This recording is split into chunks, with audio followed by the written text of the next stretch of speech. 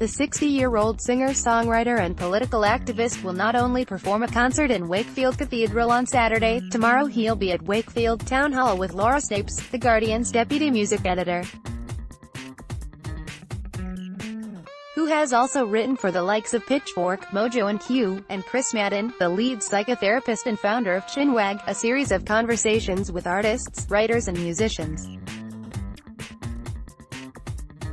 The event, called Right Place, Right Time, is in aid of the charity MAP, which seeks to help young people at risk of exclusion from mainstream education. Bragg says his process of songwriting hasn't changed significantly over the last 40 years. It just works its way out in different ways now, he says. In the old days I used to have to sing everything into a big cassette recorder, now I do it on my phone while I'm wandering around. I don't have to be anywhere specifically with an instrument. I don't have to write a song with a tune in my head, I can capture it immediately on my phone, and when I'm needing some ideas to make a new record I listen back to them and reconnect with them. He says he's rarely been one to work to a strict routine. I hate doing my homework, he says. One of the things that was a really good encouragement to write a song was getting a John Peel session. I can remember having a conversation with Johnny Marr about that, saying, I've got a Peel session, I've got to write 2 new songs, you can't play old songs on a Peel session. That was certainly true of me. Whenever I did one, if I didn't have a couple of songs knocking around I would write a couple of songs specifically. I can remember doing that the night before, thinking to myself, come on, there's got to be something in here, and digging deep to find it. But I find more often than not when I'm making a record that I focus in on songwriting, and I tend to write more songs in that process rather than day to day, whereas I used to connect with it more regularly. Bragg began writing poetry when he was 11 years old. I didn't learn to play guitar until I was 16, but I'd written a lot of songs before then. At 13, 14, 15 I was writing songs and keeping the tunes in my head. He quickly realized he wanted to be a full-time songwriter around the same time. I'd only got one O-level, English language grade, so I figured that's the singer-songwriter's O-level, he quips. When I applied for the job, that was one of the kickers for me, the fact that you only needed that one O-level, and also the fact that you didn't need to do mornings, which is something that I really like, so that's why I put my name down for singer-songwriter rock star. Seeing the Clash on their White Riot tour in 1977 changed a lot for the then 19-year-old Bragg.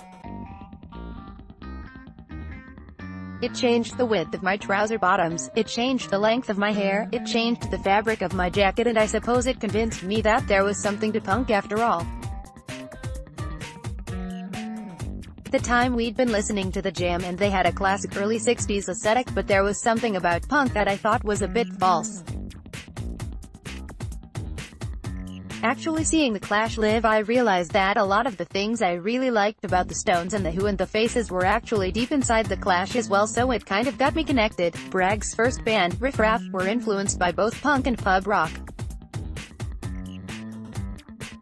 They briefly reformed recently for a gig on Mersey Island, off the south coast of Essex. It went brilliantly, it was really good fun, he enthuses.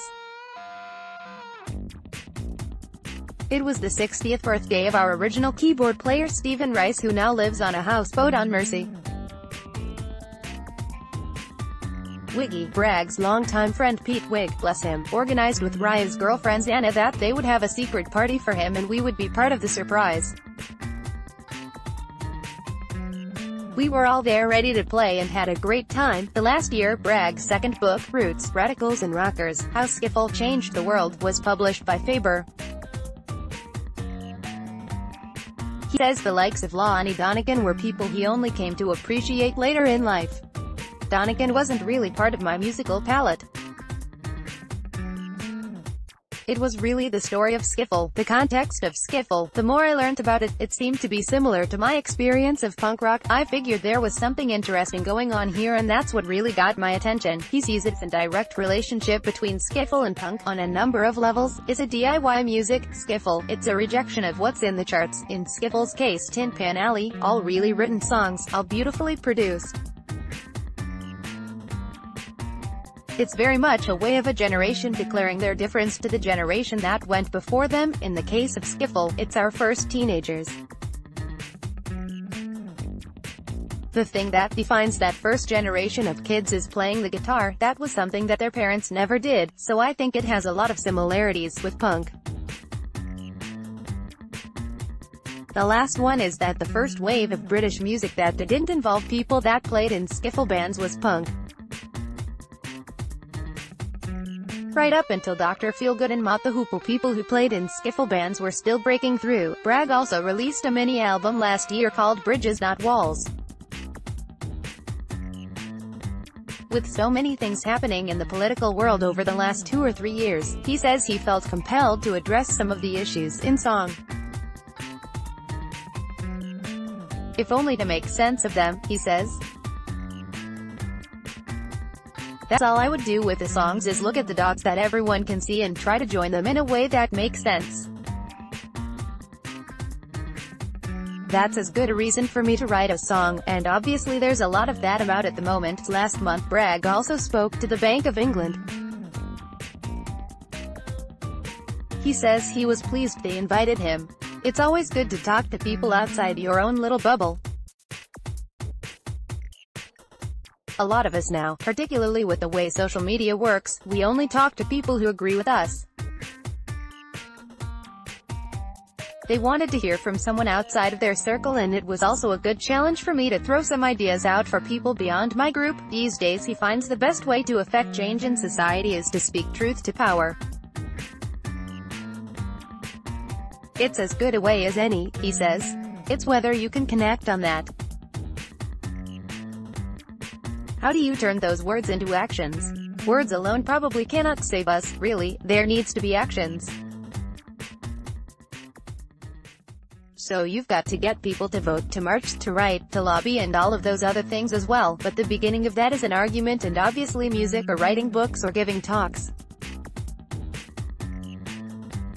is as good a way of getting those ideas out there as any. In his speech, Bragg said he found people were more inclined to listen when he talked about wanting a compassionate society rather than a socialist one. He thinks the whole nature of political discourse has changed in recent years. When you live in a post-ideological society like we do, compared to, say, the 1980s, the language of Marxism doesn't really resonate with people anymore, he says.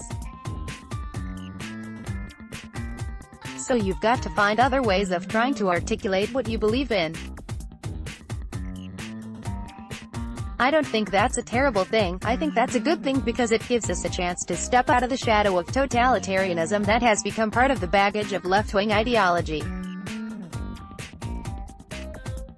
Having the opportunity to put that in perspective and get on and make politics for the 21st century, I find that is a really interesting challenge. Billy Bragg will be talking at Wakefield Town Hall on Friday, June 1st and performing at Long Division Festival on Saturday, June 2nd.